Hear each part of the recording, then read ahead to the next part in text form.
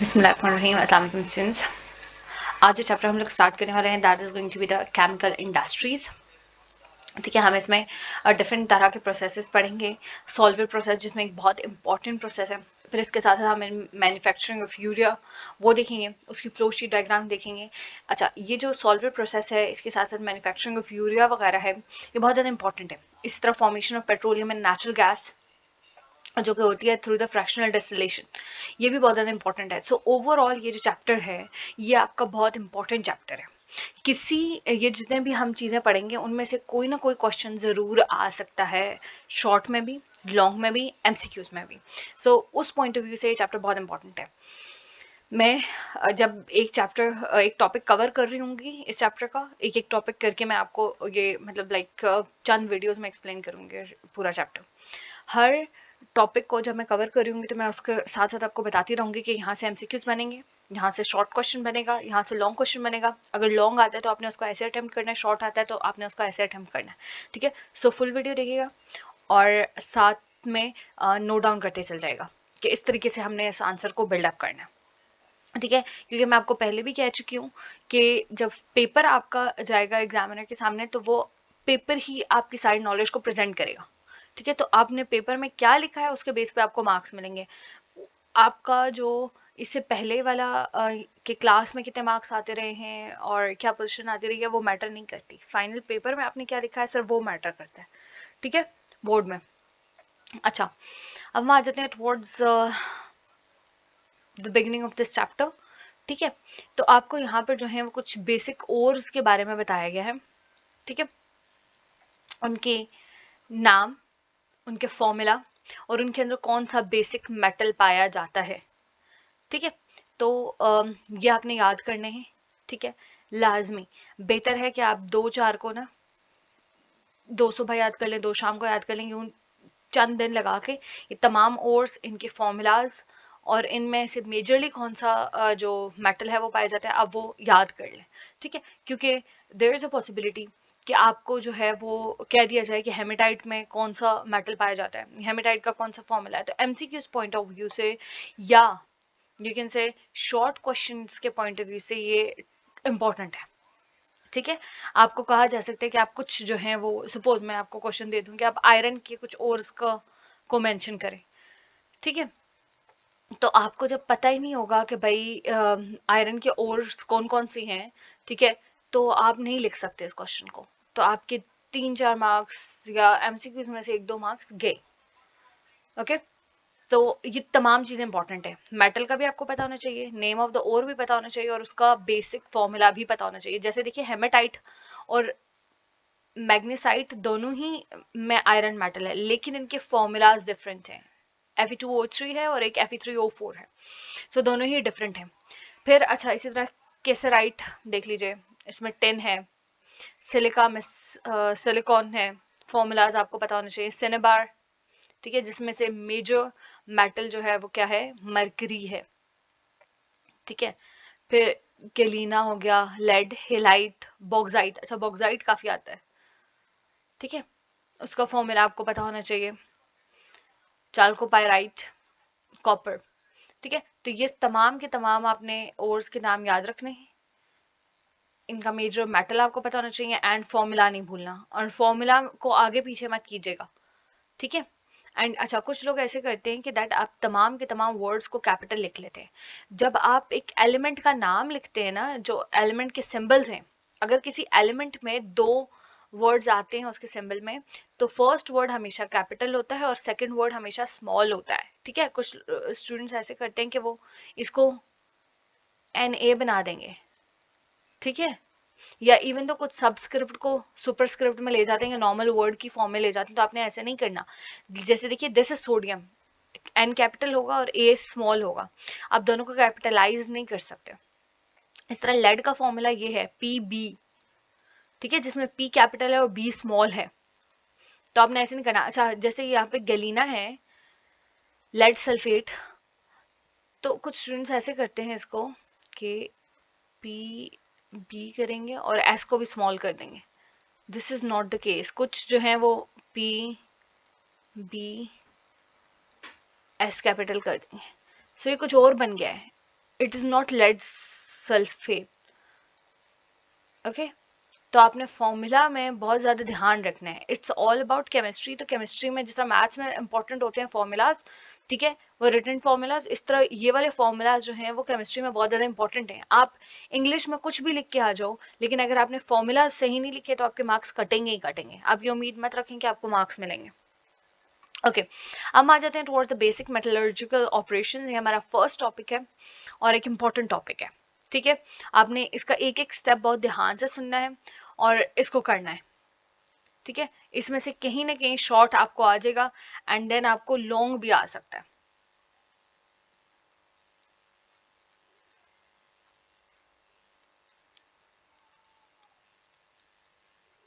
So let us begin with this.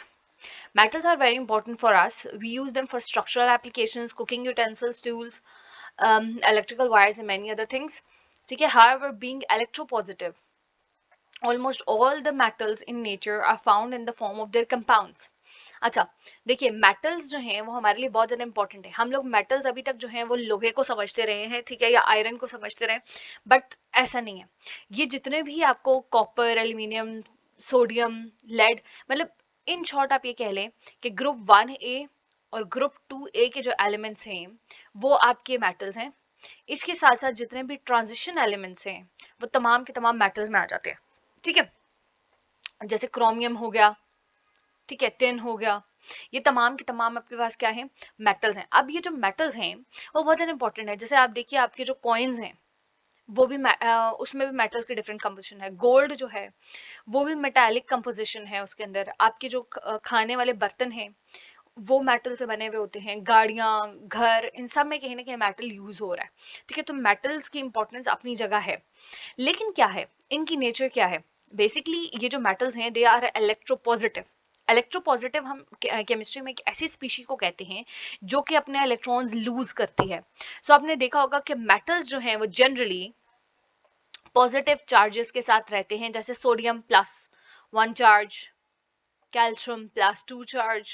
ठीक है, so metal जो है वो क्या होंगे, मेटल्स आपके पास पॉजिटिव चार्जेस में होंगे। क्यों? Because they are electropositive, they have the ability to lose their electrons.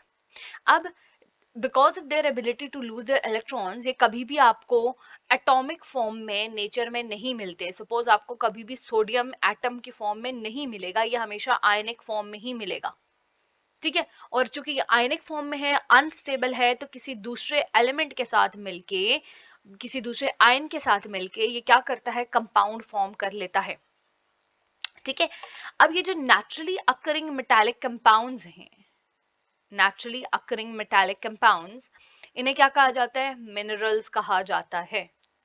ठीक है, the debris such as rock, sand and clay attached with the mineral is called gangue. कुछ गेंग्यू भी इसको पढ़ते हैं, कुछ गेंगी भी पढ़ते हैं। ठीक है, सो जैसे आप इसको प्रोनाउंस करना चाहें। तो अभी तक आपको दो डेफिनेशंस पता चली हैं, एक मिनरल की डेफिनेशन, दूसरा क्या है, गेंगी की डेफिनेशन। तो अगेन, जब मेटल आपको कंपाउंड की फॉर्म में मिलेगा इन नेचर, नेचर के अंदर, ठीक है, नॉट कि आपने जो है वो किसी इंडस्ट्री में बना लिया वो मेटल को किसी और एलिमेंट के साथ या आयन के साथ कंबाइन करके, तो वो आपको मिनरल नहीं, आप उसको मिनरल नहीं कह सकते। ठीक है, लेकिन अगर यही कंपाउंड नेचर के अंदर से मिलता है, नेचर इसको बनाती है, जैसे ये सारे के सारे क्या हैं, हेमेटाइट, मैग्नेसाइट, ये सब के सब क्या हैं, ये मिनरल्स के फॉर्म में है। क्यों? क्योंकि नेचर में जो है, सपोज नेचर यहाँ पे आयरन के साथ, सॉरी, नेचर में यहाँ पर क्या है, आयरन के साथ ऑक्सीजन कंबाइंड है।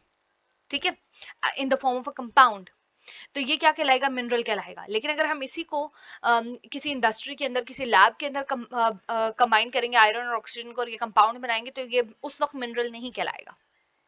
सो नेचर में इसका बनना और मौजूद होना शर्त है। ठीक है, अच्छा, अब ये मिनरल जो होते हैं अकेले नहीं होते। सपोज अब ये जो आपको आयरन और ऑक्सीजन की कंपाउंड मिला है, ये आपको नेचर में इसी तरीके से नहीं मिलेगा। सपोज अगर ये किसी स्टोन की फॉर्म में भी है, ठीक है, जैसे आपको गोल्ड मिलता है, ठीक है, तो गोल्ड क्या होगा कि वो आपको नॉर्मली इस तरीके से नहीं मिल जाएगा, उसके साथ कुछ सैंड अटैच होगी, कोई डेब्रिस वगैरह कुछ अटैच होगा, किसी पत्थर के अंदर, किसी जगह के अंदर वो गोल्ड आपको मिलेगा। ठीक है, तो वो जो हम उस रॉक या क्ले या सैंड वगैरह उसके ऊपर से हटाएंगे, उसे गेंगी कहा जाता है। ठीक है, अच्छा, अब ओर की डेफिनेशन पे आ जाइए। An ore is a solid deposit containing a sufficiently high percentage of a mineral to make extraction of the metal economically feasible.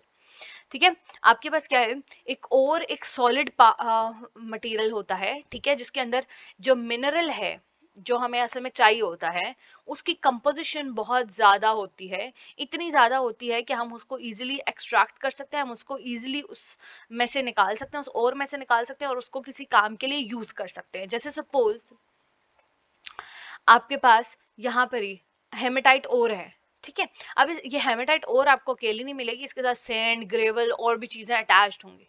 ठीक है, तो वो पूरी क्या कहलाएगी, वो ओर कहलाएगी। ठीक है, अब उस ओर के अंदर से आप क्या करोगे कि आप इस आयरन को एक्सट्रैक्ट करोगे। पहले आप क्या करोगे, गेंगी हटाओगे, यानी ये कि आप जो रॉक सैंड क्ले वगैरह अटैच था आप उसको रिमूव करोगे, और उसके बाद आप क्या करोगे कि इसके अंदर से आप आयरन एक्सट्रैक्ट कर लोगे। ठीक है, ऑक्सीजन को भी रिमूव कर दोगे।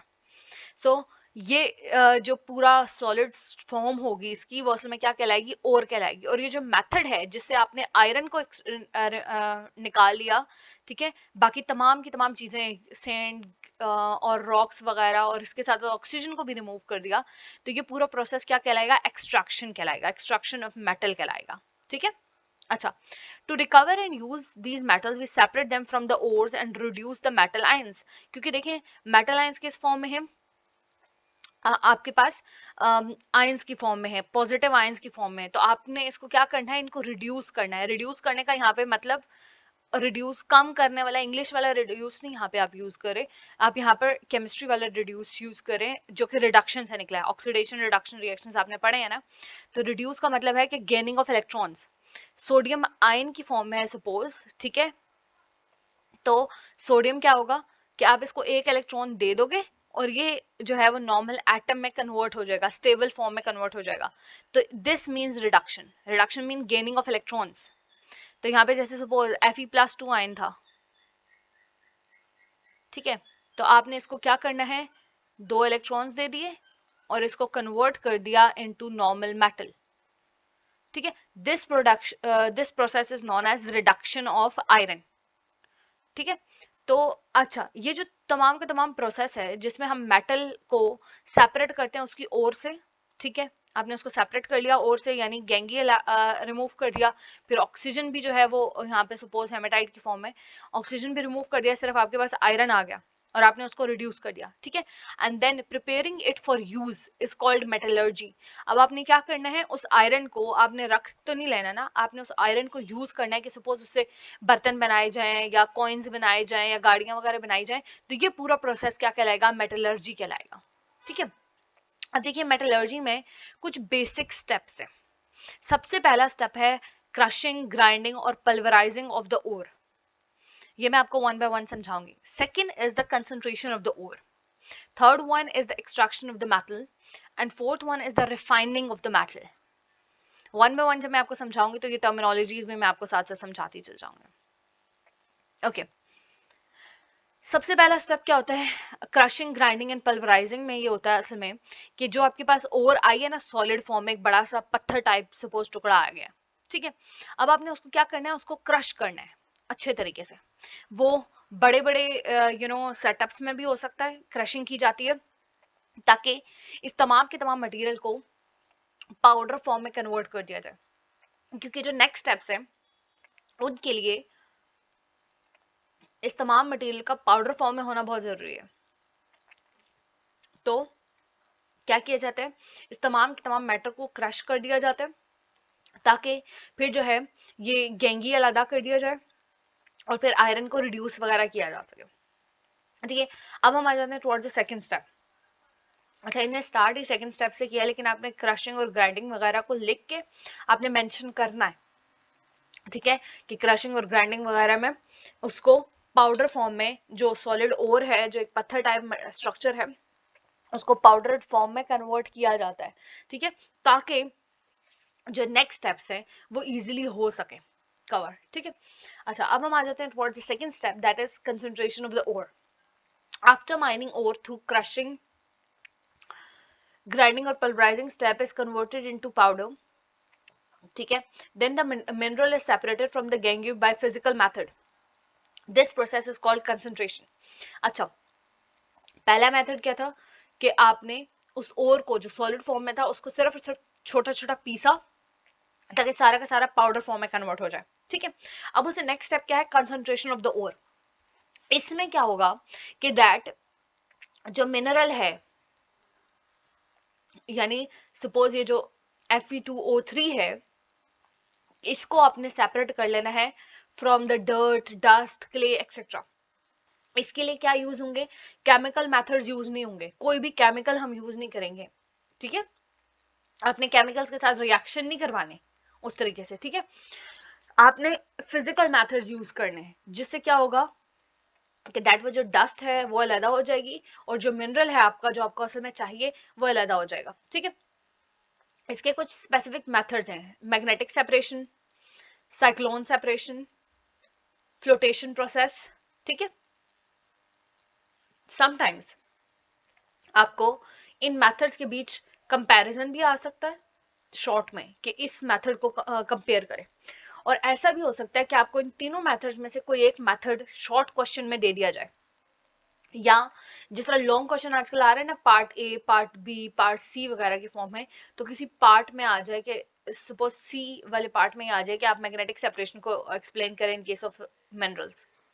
या देखिए समटाइम्स ट्रिक करने के लिए किसी स्टूडेंट को ये भी कह दिया जाता है कि आप जो है वो हेमेटाइट ओर की, सपोज या किसी भी ओर का नाम लेके आपको कहा जा सकता है आप इसके मेटलर्जिकल ऑपरेशंस बताएं, या इसकी कंसंट्रेशन के मेथड्स बताएं, या इसकी एक्सट्रैक्शन के या रिफाइनिंग के मेथड बताएं, ठीक है। तो आपको बेसिक मेथड तो पता है ना, बस आपने फॉर मैग्नेट उसको देखना है कि वहां पे ना ओर की जगह आपने इस ओर को का नाम मेंशन कर देना है, ठीक है। अच्छा, अब हम आ जाते हैं towards first method, that is magnetic separation. As the name indicates, यहां पर क्या होगा कि मैग्नेट यूज किया जाएगा, ठीक है, सेपरेशन के प्रोसेस के लिए। तो मैग्नेट उसी मटेरियल के लिए यूज किया जाता है जो कि मैग्नेट से अट्रैक्ट होगा, ठीक है। जो कि अब ऐसा मटेरियल जो मैग्नेट से अट्रैक्ट नहीं होगा, हम उसके लिए कभी भी ये मैग्नेटिक सेपरेशन वाला मेथड यूज नहीं करेंगे। तो depending upon the type of the ore and depending upon the type of the mineral, हम लोग अपना मेथड चूज करते हैं, ओके। सबसे पहले आ जाता है कि इसमें ये होगा कि आप एक मैग्नेट यूज करेंगे to remove the mineral leaving the gangue behind, ठीक है।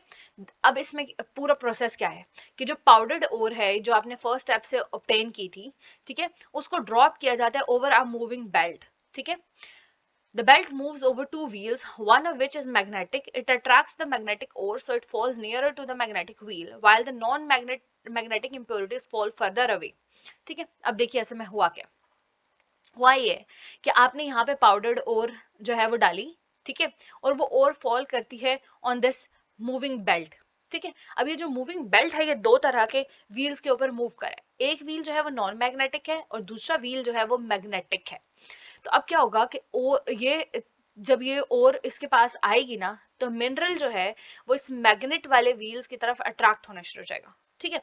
तो वो इस व्हील के ऊपर से जब ये रॉड गुजर रही है तो इसके बिल्कुल साथ साथ होके मूव करेगा, ठीक है, वहां तक साथ होके मूव करेगा जहां तक ये मैग्नेटिक व्हील अपनी पावर दे सकता है, ठीक है। जब ये अपनी पावर मतलब लाइक नहीं दे सकता, ऊपर की तरफ मूव कर जाएगा, तो ये और यहाँ से सॉरी ये मिनरल जो है वो यहाँ से ड्रॉप हो जाएगा, ठीक है।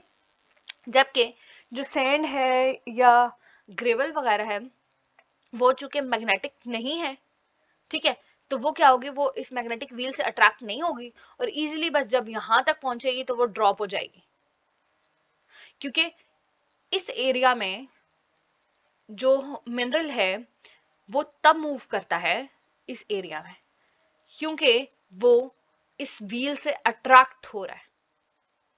लेकिन जो सैंड है, जो क्ले है, यानी इन शॉर्ट जो गैंगी है, उसकी तो कोई अट्रैक्शन नहीं है ना, वो मैग्नेटिक नहीं है। इस वजह से वो जब यहाँ से इस रॉड से मतलब लाइक आता है, ठीक है, तो वो इजीली यहाँ पे ड्रॉप हो जाता है, ठीक है। सो आप यहाँ पे देख रहे हैं कि this is one of the most easiest methods. ठीक है, अच्छा अब जब आप इसको पेपर में लिखेंगे तो कोशिश करें कि एक रफ सी डायग्राम आप जरूर ड्रॉ कर दें इस मेथड के साथ। ठीक है, जितने भी मेथड्स हैं इनके साथ ये रफ डायग्राम्स आपको पता होनी चाहिए और आपने ड्रॉ भी करनी है, आपको अच्छे मार्क्स मिलेंगे इससे। अच्छा, नेक्स्ट मेथड आ जाता है टुवर्ड्स साइक्लोन सेपरेशन। ठीक है, अब देखिए यहाँ पर क्या होगा कि जब लार्ज डेंसिटी डिफरेंसेस जो है वो ओर और इम्प्योरिटीज के बीच एग्जिस्ट करें, इम्प्योरिटी क्या है, वो गैंगी। ठीक है, जब आपकी जो ओर है या जो मिनरल है उसके बीच और जो इम्प्योरिटीज हैं उनके बीच डेंसिटी का डिफरेंस हो,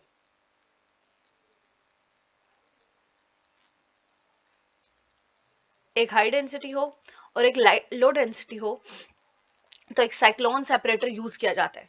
ठीक है, इस साइक्लोन सेपरेटर की शेप कुछ इस तरह की है। In this method air under high pressure is blown through the pulverised ore. अब क्या होगा कि इस मेथड के अंदर जो पल्वराइज्ड आपकी ओर थी, यानी ये कि जो पाउडर्ड फॉर्म में आपकी ओर थी, उसके अंदर से एयर को पास किया जाता है और एयर को पास किया जाता है with a very high pressure. ठीक है, बहुत फास्ट मूविंग एयर होती है और उसको बहुत प्रेशर से जो है वो इंट्रोड्यूस करवाया जाता है इनटू दिस साइक्लोन सेपरेटर। ठीक है, और ये एयर क्या करेगी, देखिए पाउडर वाली कोई चीज आपने रखी हो और आप उसके ऊपर फूंक मार देते हैं तो वो उड़ती है ना, इसी तरह यहाँ पर यूज होता है कि आपने पाउडर वाली ये ओर रखी, ठीक है, और उसको आपने हाई प्रेशर से एयर दी तो वो क्या होगा, वो उड़ेगी। ठीक है, अब देखिए जो लाइटर गैंगी है, यानी ये कि जो सैंड वगैरह है जो कि लाइटर इन वेट है, उसकी डेंसिटी कम है, वो क्या होगा, it is blown away through the top. आपने ये क्या किया कि आपने यहां से एयर का इनलेट दिया, जो आपकी क्या कहते हैं एयर थी, वो इस साइक्लोन सेपरेटर में हाई प्रेशर से मूव करेगी और वो अपने साथ जो है वो मिनरल या गैंगी को साथ लेके चली जाएगी। ठीक है, हुआ क्या यहाँ पे, होगा ये कि जब आपके पास सपोज देखिए यहाँ पे पाउडर्ड ओर थी, आपने एयर दिया, ठीक है, उस एयर की वजह से जो लाइटर वेट का इम्प्योरिटीज थी वो क्या होगा, वो ऊपर से उड़ेंगी और वो यहाँ से निकलती चल जाएंगी। ठीक है, जब वो निकलती चली जाएगी डर्ट वगैरह, तो पीछे क्या बचा, आपका प्योर मिनरल बच गया। ओके, देखिए but the denser mineral rich particles hit the walls by the centrifuge wall, they fall down the funnel. होगा क्या कि साइक्लोन सेपरेटर से जो डर्ट पार्टिकल्स थे वो ऊपर उड़ गए, ठीक है, लेकिन ये जो हैवी मिनरल्स थे वो इस साइक्लोन सेपरेटर की दीवारों के साथ टकरा के वापस नीचे गिर जाएंगे और यूं मिनरल सेपरेट हो जाएगा और जो डर्ट थी वो निकल गई। तो यूं साइक्लोन सेपरेटर के थ्रू आपने क्या कर लिया, अपने मिनरल को सेपरेट कर लिया from the gangue, from the dust. ठीक है, तो ये क्या हो गया कि ये कंसंट्रेशन का आपके पास सेकंड मेथड हो गया। अब मूव कर जाते हैं towards the next process, that is the flotation process. Pulverised ore, pulverised ore कौन सी थी, पाउडर्ड ओर। ठीक है, is fed into a tank containing water and an oil detergent mixture. आपने क्या किया कि एक कंटेनर था जिसके अंदर क्या था, ऑयल भी था, डिटर्जेंट भी था, यानी सपोज सर्फ वगैरह था, ठीक है, और वाटर भी था। ठीक है, तो ये तीन चीजें थी, ऑयल था, डिटर्जेंट था और वाटर था। ठीक है, उस टैंक के अंदर अब आपने क्या किया, अपना जो मिनरल था, जो पल्वराइज्ड ओर थी, आपकी पाउडर्ड ओर थी जो कि फर्स्ट स्टेप से आई थी, आपने वो इसके अंदर डाल दी। ठीक है, the mixture is agitated with air. अब आपने एक सेटअप लाके, जैसे आपको दिखाई दे रहा है पाइप जिसमें ये होल से बने हुए, जो कि क्या करते हैं, एयर को इंट्रोड्यूस करवाते हैं इनटू दिस मिक्सचर। ठीक है, इनटू दिस वाटर वाला पूरा सेटअप। ठीक है, और फिर आपने क्या करना है कि हाई प्रेशर से एयर देनी है यहाँ पे। The detergents wet the mineral particles but not the silicate gangue. अब क्या होगा कि जो डिटर्जेंट होगा वो मिनरल को तो के साथ अट्रैक्शन उसकी डेवलप होगी, ठीक है, और उसको गीला कर देगा, लेकिन जो सैंड वगैरह है उसको गीला नहीं कर सकेगा। ठीक है, the mineral particles rise to the top of the mixture as forth from where they are skimmed off. The particles of the gangue fall down to the bottom. The copper ore is concentrated generally by this floating process. होगा क्या अब कि देखिए जब detergent और mineral के बीच attraction develop होगी, तो डिटर्जेंट चूंकि झाग वगैरह बना लेगा ना, वो ऊपर की तरफ आ जाएगा, तो उसके साथ साथ मिनरल भी ऊपर आ जाएगा, जहां से उसको स्किम कर लिया जाएगा, यानी उस झाग के साथ साथ उस मिनरल को रिमूव कर लिया जाएगा। ठीक है, जबकि बाकी जितने भी गेंगी जस्ट का में, ठीक है, तो जो ये क्या होगा कि सारा का सारा बाकी जो डस्ट पार्टिकल्स वगैरह है ना, वो सारी की सारी नीचे हो जाएंगी, और यूं क्या होगा कि ऊपर से मिनरल सेपरेट हो जाएगा और नीचे जो है वो सारी की सारी डस्ट इकट्ठी हो जाएगी, जिसको अलग कर दिया जाएगा। यूं आपका मिनरल प्योर फॉर्म में आपके पास आ जाएगा। नेक्स्ट टॉपिक जो हम डिस्कस करेंगे that is going to be the extraction of the metals. Okay, so अब एक्सट्रैक्शन ऑफ मेटल में हम लोग जो हैं वो कुछ इंपॉर्टेंट स्टेप्स भी देखेंगे, जैसे रोस्टिंग हो गया, स्मेल्टिंग हो गया, और उसमें भी हम देखेंगे। अच्छा, एक चीज आपको यहाँ पर नोट डाउन जरूर करनी है कि जो कॉपर ओर होती है उसके लिए फ्लोटेशन का प्रोसेस यूज होता है। सो अगर आपको क्वेश्चन में चाल्कोपाइराइट का दिया जाता है कि आप चाल्कोपाइराइट की एक्सट्रैक्शन या उसके मेटलर्जिकल स्टेप्स को एक्सप्लेन करें, उसके एक्सट्रैक्शन को एक्सप्लेन करें, तो आपने क्या करना है, आपने क्रशिंग, ग्राइंडिंग, पल्वराइजेशन वगैरह वाले स्टेप की तरफ आना है, और फिर कंसंट्रेशन वाले स्टेप में आपने यहाँ तक बता के, कंसंट्रेशन की डेफिनेशन तक बता के आपने फ्लोटेशन प्रोसेस को एक्सप्लेन करना है। बाकी स्टेप्स में टाइम वेस्ट करने की जरूरत नहीं है, ठीक है, क्योंकि इन्होंने बता दिया है कि कॉपर ओर के लिए फ्लोटेशन का प्रोसेस यूज होता है। ठीक है, तो बाकी और सॉरी बाकी जो कंसंट्रेशन के स्टेप्स हैं या उनने मेथड्स बताए हुए, उन पे ज्यादा फोकस करने की जरूरत नहीं है आपको। सो शॉर्ट लिखें, प्रिसाइज लिखें, उसके आपको मार्क्स मिलेंगे। बहुत सारे स्टूडेंट्स ऐसे करते हैं कि एक्स्ट्रा इन्फॉर्मेशन बहुत ज्यादा लिख के दे आते हैं पेपर में, तो उस एक्स्ट्रा इन्फॉर्मेशन का कोई फायदा नहीं होता, सिर्फ आपकी शीट ज़ाया होती हैं, आपकी एनर्जी ज़ाया होती है और आपका टाइम वेस्ट होता है। बाकी क्वेश्चंस के लिए आपके पास टाइम नहीं बचता। टू द पॉइंट लिखें, और देखें केमिस्ट्री में आपने इंग्लिश ढेर ढेर पेजेस भरे होंगे, उससे कोई फायदा नहीं होगा। आप डायग्राम के थ्रू एक्सप्लेन कर दें, आप इक्वेशंस के थ्रू एक्सप्लेन कर दें, ठीक है, लेकिन आप ये सिर्फ मैथ्स तो नहीं है ना कि आप सिर्फ इक्वेशंस लिख के आ जाएं। आपने थोड़ा सा साथ में उस प्रोसेस को एक्सप्लेन करना है, लेकिन मेन चीज क्या है, डायग्राम्स हैं, इक्वेशंस हैं, रिएक्शंस हैं, ठीक है, ये चीजें हैं। तो मेन फोकस आपने केमिस्ट्री के पेपर में इन चीजों पे रखना है, ठीक है, टू द पॉइंट और प्रिसाइज आंसर लिख कर आएगा।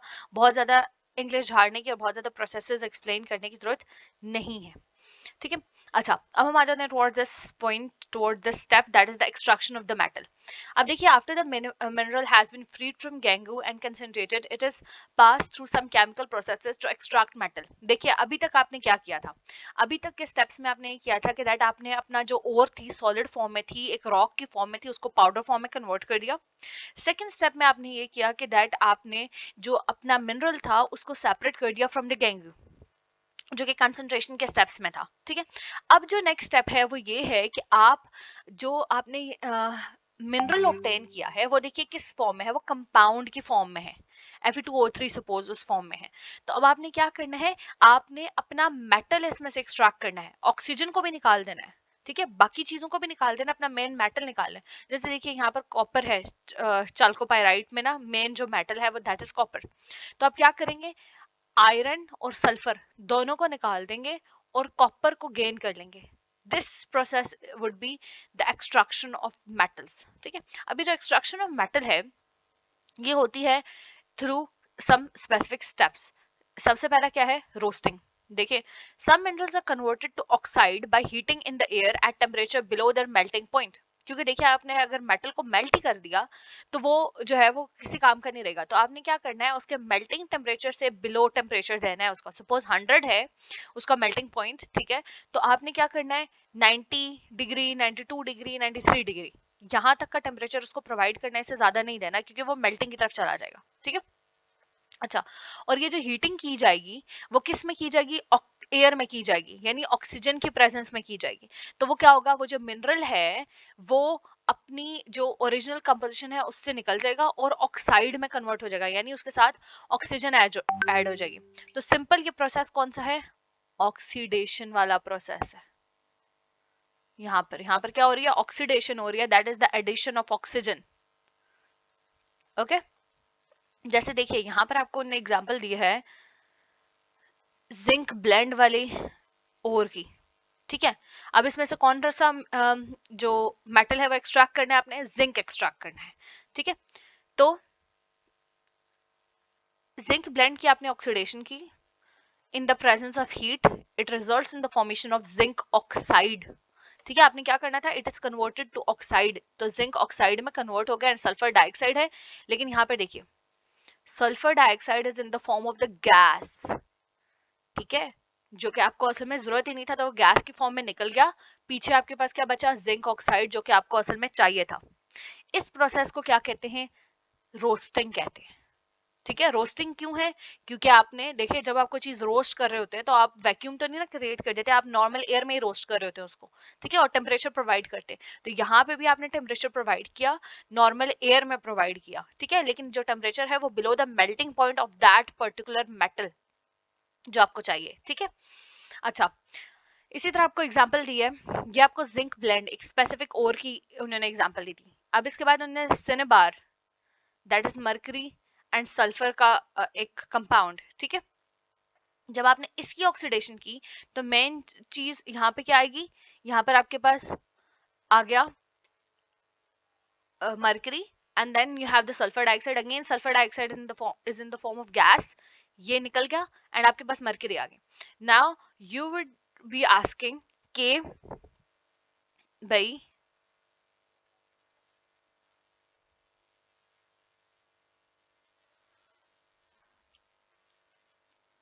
कि यहाँ पर ऑक्सीजन क्यों ऐड नहीं हुआ। ठीक है, ऑल्दो हमने कहा था कि दैट जो है वो यहाँ पर ऑक्सीजन ऐड होना चाहिए, तो ऑक्सीजन देखिए यहाँ पर सल्फर के साथ ऐड हो गया, और जो मरकरी थी वो आपके पास प्योर फॉर्म में सेपरेट आउट हो गई है। ठीक है, so this is also oxidation.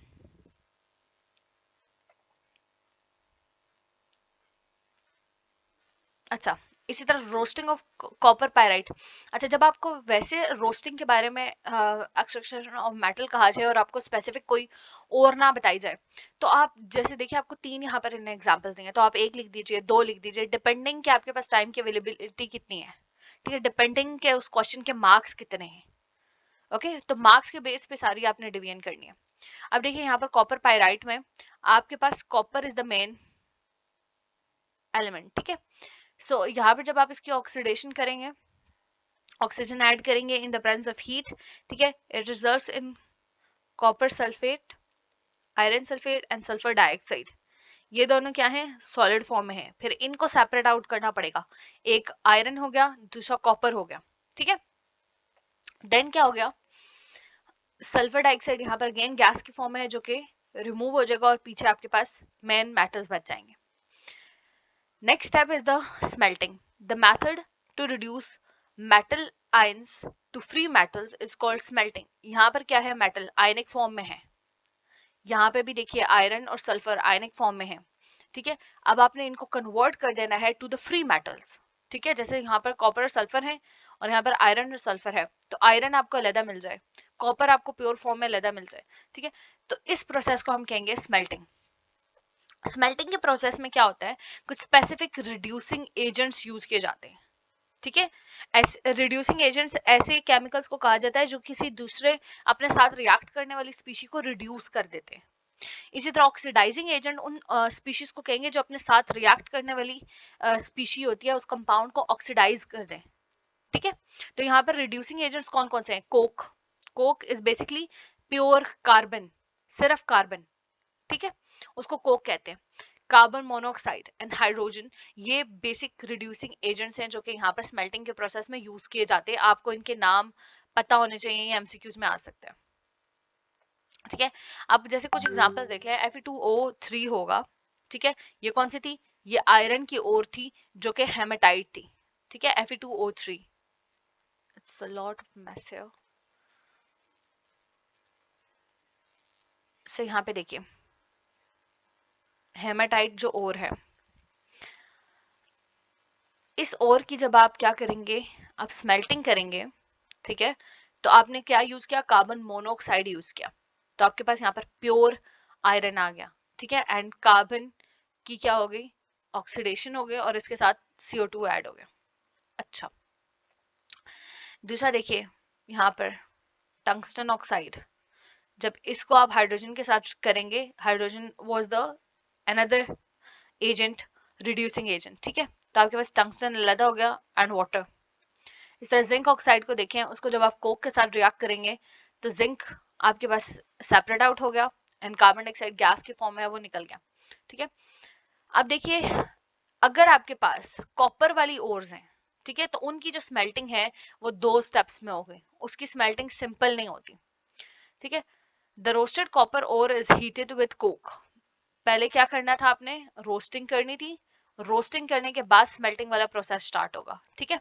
तो जो रोस्टेड कॉपर ओर थी, जैसे सपोज ये वाली कॉपर ओर आपके पास आई ना, हेमेटाइट वाली, ठीक है, जब इसको आपने रोस्ट कर लिया, ठीक है, तो आपके पास, sorry this is copper pyrite, haematite iron वाली थी ये वाली, ठीक है। अच्छा, जब रोस्टेड कॉपर और आपको मिलती है तो उसको हीट किया जाता है with Coke and sand at about 1100 degree Celsius, ठीक है। अगर आपको टेम्परेचर नहीं याद तो आप सिंपली जो है वो लिख देंगे is heated with Coke and sand, लेकिन अगर आपके पास आपको टेम्परेचर याद है तो बहुत अच्छी बात है। Okay, the materials melt and separate into two layer. जब आप कोक और सैंड के साथ इस रोस्टेड कॉपर और को हीट करते हैं तो आपके पास क्या आ जाता है, तो आपके पास जो मटेरियल है वो सारा का सारा मेल्टेड फॉर्म में आ जाता है, ठीक है। एंड देन वो सेपरेट आउट हो जाता है इनटू द 2 बेसिक लेयर्स। जो बॉटम लेयर होती है वो कॉपर और सल्फर एंड इसके साथ साथ आयरन और सल्फर का एक मिक्सचर कंसिस्ट करती है, जिसको आप क्या कहेंगे, मेट कहेंगे। जबकि जो ऊपर वाली लेयर होती है उसके अंदर सिलिकेट स्लैग आ जाता है, ठीक है, जो कि कैसे फॉर्म होता है, जो कि आयरन ऑक्साइड और सैंड के रिएक्शन की वजह से होता है। डू यू रिमेम्बर कि हमने क्या यूज किया था, यहाँ पर हीट किया था इन द प्रेजेंस ऑफ सैंड।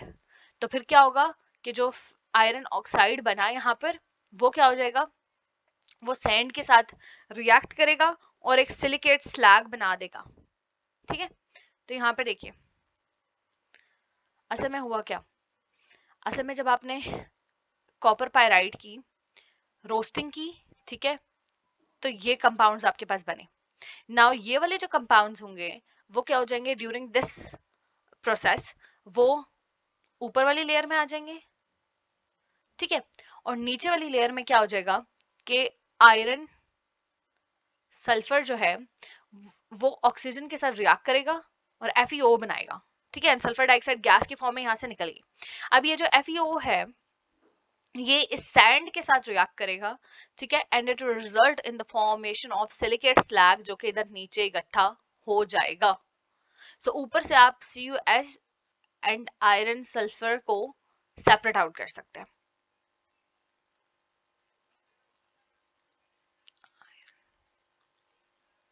ये रिएक्शंस बहुत इंपॉर्टेंट है जो कि आपको याद रखने। अच्छा, the next step is besmerization. In this process, the air is blown through the molten copper mate in a Bessemer converter. अब आपने क्या किया, ये जो मेट ऊपर सेपरेट आउट हुआ था, ठीक है, जिसमें कॉपर और आयरन के सल्फर कंपाउंड्स थे, ठीक है, उसको आपने लिया और एक बेसमर कन्वर्टर में रखा, ठीक है। एंड इसमें क्या होता है कि दैट जो एयर है उसको हाई प्रेशर से ब्लो किया जाता है थ्रू दिस मेट। अब असल में क्या होगा कि आयरन सल्फाइड, ठीक है, वो कंप्लीटली ऑक्सीडाइज हो जाएगा, ठीक है। कंप्लीटली ऑक्सीडाइज कैसे होगा, ये वाला रिएक्शन होगा, ठीक है। आप इस रिएक्शन को यहाँ पे मेंशन कर सकते हैं अगेन, ठीक है। एंड देन वही iron oxide again silicon oxide के साथ रिएक्ट करेगा और सिलिकेट स्लैग बना देगा, ठीक है। यूं उसको इस स्लैग को रिमूव करते चल जाते हैं। असल में हम क्या कर रहे हैं, देखिए यहाँ पर ये जो कॉपर पायराइड था इसमें हमारे पास कॉपर भी था आयरन भी था, दोनों ही मेटल्स हैं, ठीक है। तो हमने असल में क्या करना है, कॉपर को एक्सट्रैक्ट करना है, तो हम आयरन वाली सारी चीजों को डिफरेंट रिएक्शंस करके रिमूव करते चले जा रहे हैं फ्रॉम दिस मटेरियल। तो क्या होगा कि ये जो आयरन है अगेन आयरन सल्फाइड को हम ऑक्सीडाइज करेंगे, वो आयरन ऑक्साइड में कन्वर्ट होगा, आयरन ऑक्साइड रिएक्ट करेगा with silicon dioxide that is basically sand, ठीक है। उस सैंड के साथ रिएक्ट करके सिलिकेट स्लैग बनाएगा एंड देन सिलिकेट स्लैग की फॉर्म में ये रिमूव हो जाएगा, ठीक है। अब फाइनली क्या होगा कि in the final smelting process, अब देखिए असल में क्या चीज बच गई है सारे सेटअप के अंदर, कॉपर सल्फाइड बच गया है। ठीक है, तो अब हम कॉपर सल्फाइड के साथ क्या करेंगे? In the final smelting step, cuprous sulfide, sorry it was not copper sulfide, cuprous sulfide is oxidized to form cuprous oxide, ठीक है, which reacts with the remaining cuprous sulfide to form the metallic copper। असल में क्या होगा, again cuprous sulfide को आपने oxidise किया, क्योंकि आप एयर दे रहे हो ना, तो ऑक्साइड्स ही बनेंगे इससे। ठीक है, तो cuprous sulfide is reacting with air, ठीक है, जो कि आपने ब्लो की थी with the Bessemer converter, ठीक है, and it results in the formation of cuprous oxide। Sulphur dioxide तो बनेगा ही ना, क्योंकि सल्फर है, ठीक है, वो रिमूव हो जाएगा, तो sulphur dioxide is not your basic concern है। cuprous oxide would react with this remaining cuprous sulfide, जो कि अभी भी बेसमर कन्वर्टर में मौजूद है, and it would result in the formation of pure copper। ठीक है, अब चूंकि आपके पास मोल्टन कॉपर मेड था ना, तो जो कॉपर भी आया वो आपके पास मोल्टन स्टेट में आया, एंड अगेन जो बाकी सल्फर बचा था वो ऑक्साइड में कन्वर्ट होकर गैस की फॉर्म में रिमूव हो जाता है। ठीक है, this product called the blister copper is about 97 to 99% pure। ठीक है, with entrapped bubbles of sulfur dioxide। Blister copper क्यों कहा गया है? क्योंकि इसके अंदर ना हल्के हल्के छेद होते हैं, हल्के हल्के जो ना सुराख से होते हैं। वो सुराख क्यों बनते हैं? कि आप जो सल्फर डाइऑक्साइड यहाँ पे प्रोड्यूस हो रही थी ना, उसको भी तो जगह चाहिए ना निकलने के लिए, तो वो स्मॉल्टन कॉपर के अंदर हल्के हल्के सुराख से कर देती है। जैसे आपने देखा होंगे ना, जब आप कोई वाटर बॉईल करते हैं सपोज, तो उसमें से बबल्स बनना शुरू हो जाता है खुद ब खुद ही। क्यों? क्योंकि जो एयर नीचे ट्रैप हुई हुई होती है वो निकलना शुरू हो जाती है। इसी तरह यहाँ पर भी क्या होगा कि कॉपर लिक्विड के फॉर्म में है, ठीक है, और सल्फर डाइऑक्साइड गैस की फॉर्म में, तो वो गैस जो है वो निकलती चली जाती है यहाँ से, क्योंकि air always blows upward in the upward direction. तो वो क्या करेगी, छोटे छोटे होल्स क्रिएट कर देगी, तो जो कॉपर आएगी वो ब्लिस्टर कॉपर कहलाती है। ठीक है, bessemerisation is also use to convert pure iron into steel. ठीक है, जो कि बेसिकली एक मिक्सचर है ऑफ डिफरेंट मेटल्स। अच्छा, सो होप्स आपको ये सारे के सारे प्रोसेसेस क्लियर हो गए होंगे। अच्छा, अब अगर आपको कॉपर के बारे में कॉपर की ओर के बारे में कहा जाता है, तो अगेन देखिए यहाँ पर क्या करना है, आपने फर्स्ट स्टेप क्रशिंग वाला मेंशन करना है, कंसंट्रेशन में आपने कौन सा स्टेप मेंशन करना है, फिल्ट्रेशन प्रोसेस वाला, एंड देन आपने रोस्टिंग को जनरली मेंशन करना है। रोस्टिंग में आप फिर ये वाले रिएक्शंस नहीं लिखेंगे अगर आपको उन्हें कॉपर की कोई और दी हुई है, आप सिर्फ ये वाला रिएक्शन लिखेंगे। एंड देन फिर आप स्मेल्टिंग में ये वाले रिएक्शंस नहीं लिखेंगे, क्योंकि ये तो उन्होंने आपको समझाने के लिए लिखे हैं ना, आपने कौन से लिखने, ये वाले स्टेप्स। ठीक है, जिसमें बेस्मराइजेशन आता है, कोशिश कीजिएगा रफ सी डायग्राम या बेस्मर कन्वर्टर की भी आप बना लें। अच्छा, अब हम आ जाते हैं toward the refining and purification of the metal. The metal obtained as a result of smelting contains some impurities. It must be refined। ठीक है, अभी भी कुछ impurities हैं उस मेटल के अंदर, उसको परफेक्ट एक प्योर फॉर्म में 97 to 99% प्योरिटी में हमने उसको लेकर आना है। ठीक है, तो उसके लिए क्या होगा, इलेक्ट्रो रिफाइनिंग का एक प्रोसेस है, फिर इसके साथ साथ डिस्टिलेशन का एक प्रोसेस है। ओके, सो ये दो प्रोसेस हैं जो कि यूज किए जा सकते हैं। सबसे पहले हम आ जाते हैं toward the electro refining. Electro refining से इंडिकेट हो रहा है कि इलेक्ट्रिसिटी यूज की जाएगी फॉर द रिफाइनिंग पर्पस। ठीक है, for the purification purpose. An electrolytic cell is used in electro-refining, ठीक है, in which impure metal acts as the anode। आपने एनोड कौन सा लेना है, अपना इम्प्योर मेटल लेना है, ठीक है, जो आपने यहाँ से इस पूरे प्रोसेस से ऑब्टेन किया है, उसको आपने क्या करना है, एज एन एनोड लेना है, and a sample of pure metal acts as cathode. ठीक है, और प्योर मेटल को कैसे लेना है, कैथोड की फॉर्म में लेना है। For example electrolytic refining of copper. अब देखिए again copper, so you can see कि कॉपर जो मिनरल है या कॉपर मेटल है, उसकी रिफाइनिंग पे कितना ज्यादा फोकस किया गया है इसमें। तो आपको यहाँ पे बहुत ज्यादा चांसेस बन जाते हैं कि आपको क्वेश्चन ये बना के दे दिया जाए कि आप कॉपर मेटल की जो एक्सट्रैक्शन है उसके बारे में लिखें। तो आपने पूरे स्टेप्स जो है वो कॉपर के हवाले से फॉलो करने हैं, इधर उधर की एग्जांपल्स नहीं लिख के आ जानी, आपके मार्क्स कटेंगे फिर उस फॉर्म में। अच्छा, the electrolytic refining of copper is carried out in an electrolytic tank containing acidified copper sulfate solution as an electrolyte। ये जो लिक्विड सा सोल्यूशन पूरे सेल के अंदर मौजूद होगा उसको इलेक्ट्रोलाइट कहते हैं। ठीक है, तो आपने वहां पर कौन सा यूज किया, कॉपर सल्फेट यूज किया, CuSO4। ठीक है, अब साथ में फॉर्मूला भी लिख दीजिएगा। Impure slabs of copper act as anode, जबकि प्योर कॉपर जैसे ऊपर भी मेंशन है वो आप यूज करेंगे एज अ कैथोड। अच्छा देखिए, आप क्या करेंगे कि जो कैथोड और एनोड हैं इनको आप बैटरी के साथ कनेक्ट कर देते हैं। ठीक है, cathode would be connected to the negative terminal of the battery, जबकि anode would be connected to the positive terminal of the battery।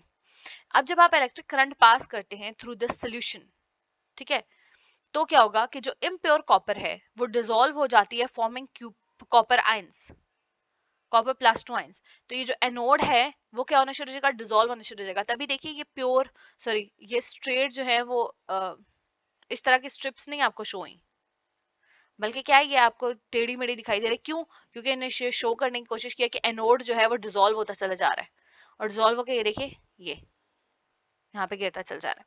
तो जब ये डिसॉल्व होता चल जाता है एनोड, तो क्या होंगे, कॉपर आयंस जो हैं वो इस ब्लू कलर के सोल्यूशन में इकट्ठे होना शुरू हो जाएंगे। जब ये लिक्विड में आ गए तो ये क्या करते हैं, ये इजीली मूव करना शुरू कर देते हैं टुवर्ड्स द कैथोड। ठीक है, these copper ions gain electrons at the cathode, ये कैथोड तक जाते हैं। और कैथोड देखिए negative terminal of the battery के साथ कनेक्टेड है ना, इसका मतलब इसके अंदर इलेक्ट्रॉन्स आ रहे हैं। तो जब ये कॉपर आयंस यहाँ पर आते हैं, तो चूंकि ये +2 आयंस है ना, तो इनको नॉर्मल न्यूट्रल होने के लिए क्या चाहिए, इलेक्ट्रॉन्स चाहिए। तो इनको इलेक्ट्रॉन्स कहाँ मिलते हैं, कैथोड पे आके मिलते हैं। ओके, एंड जब ये कॉपर आयंस यहाँ पर कैथोड पे आके इलेक्ट्रॉन्स गेन करते हैं, they get converted into the copper, simple copper. ठीक है, which are deposited on the cathode. जब ये कैथोड पे आके इनको इलेक्ट्रॉन्स मिलते हैं तो ये क्या करते हैं कि भाई तुमने हमें दिया तो अब हम तुम्हारे साथ ही रहेंगे। सो ये इलेक्ट्रॉन्स गेन करने की वजह से कैथोड के ऊपर ही डिपॉजिट होना शुरू हो जाते हैं। यूं क्या होता है कि दैट जो एनोड से इम्प्योर कॉपर थी वो मूव कर जाती है to the cathode in the form of pure copper. ठीक है, और वहां पर कलेक्ट होती चल जाती है। The impurities like AU and AG, that is gold and silver वगैरह, ठीक है, the fall of the anode as anode mud. ये सारा क्या होगा, नीचे गिरता चल जाएगा। कॉपर तो यहाँ पे मूव कर गया ना, लेकिन जो सिल्वर और गोल्ड है उसको मूव करने की जगह नहीं मिल रही, उसको किसी ने उसको कैथोड ने लेफ्ट नहीं कराई। तो वो क्या होता है, वो नीचे जो है वो इकट्ठा होना शुरू हो जाता है on the electrode, sorry with in the electrolyte. तो देखिए पहले कैथोड की बात की गई है, तो पहले कैथोड वाला रिएक्शन देख लीजिए कि कॉपर +2 आयंस जो है वो इलेक्ट्रॉन्स गेन करते हैं and there result in the formation of pure copper, जो कि सॉलिड फॉर्म में कैथोड के ऊपर डिपॉजिट होता चल जाता है। एनोड के ऊपर क्या हुआ था कि कॉपर जो है वो सॉलिड फॉर्म में यहाँ पर एनोड के ऊपर मौजूद थी, बट क्या हुआ कि वो जो है वो आयन की फॉर्म में कन्वर्ट हो जाती है और इलेक्ट्रॉन्स जो है वो रिलीज कर देती है। ठीक है, सो यहाँ पर एनोड और कैथोड वाला ये रिएक्शन आपको पता होना चाहिए। नेक्स्ट स्टेप जो है that is the distillation. The metals with relatively low melting point such as arsenic and mercury are refined by distillation process। ठीक है, लेकिन ये किन के लिए है, जिनका मेल्टिंग पॉइंट लो है, क्योंकि जब आप इलेक्ट्रिसिटी प्रोवाइड कर रहे होते हो तभी थोड़ी थोड़ी हीट जो है वो with in the setup generate होती चल जाती है, हीट प्रोवाइड हो रही होती है। ठीक है, सो दिस वाज इट। तो यहाँ पे देखिए पहला स्टेप क्या था, ओवरऑल आपको यहाँ पर जो मेटलर्जी वाला प्रोसेस है वो एक्सप्लेन किया गया, जिसमें सबसे पहले क्या हो रही है, माइनिंग हो रही है। माइनिंग में क्या होता है कि मतलब खुदाई हो रही है और आप ओर निकाल रहे हो। ठीक है, आपके पास प्योर ओर आ गई, ठीक है, ओर आ गई। उसके बाद आपने क्या करना है, क्रशिंग, ग्राइंडिंग और पल्वराइजेशन वगैरह कर ली। सेकंड स्टेप क्या आ जाता है कि आपने उसकी कंसंट्रेशन करनी है, यानी ये कि गेंगू सेपरेट करना है और आपने जो आपका मिनरल है उसको सेपरेट करना है। और ये 3 मेथड से होगा, मैग्नेटिक सेपरेशन से, साइक्लोन सेपरेशन से एंड फ्लोटेशन प्रोसेस से। ठीक है, यहाँ पर क्या होगा, आपके पास मिनरल सेपरेट हो गया। अब मिनरल जब सेपरेट हो गया तो आपने एक्सट्रैक्शन ऑफ द मेटल करनी है। Extraction of the metal 2 processes से होगी, by the roasting and by the smelting. ठीक है, रोस्टिंग में क्या होगा, अगेन जो है वो आप करेंगे ऑक्सीडेशन करेंगे इन the presence of air and low temperature थोड़ा सा। ठीक है, मेल्टिंग पॉइंट से कम टेम्परेचर। और स्मेल्टिंग में क्या होगा कि आप रिड्यूसिंग एजेंट्स को यूज कर रहे हैं। सिंपली। एंड देन उसके बाद नेक्स्ट प्रोसेस आ जाता है रिफाइनिंग, जिसमें आपने क्या करना है कि आपने मेटल को और ज्यादा प्योर करना है। तो जिसमें इलेक्ट्रो रिफाइनिंग और डिस्टिलेशन दो प्रोसेसेस है। इन तमाम प्रोसेसेस के बाद आपके पास प्योर मेटल आ जाता है, जो कि आप किसी भी पर्पस के लिए यूज कर सकते हैं। लेक्चर थोड़ा लंबा हो गया है, लेकिन होप सो आपको सारी चीजें बहुत क्लियर हो चुकी होंगी। इसमें एक एक पॉइंट, एक एक लाइन को मैंने बहुत डिटेल में एक्सप्लेन करने की कोशिश की है।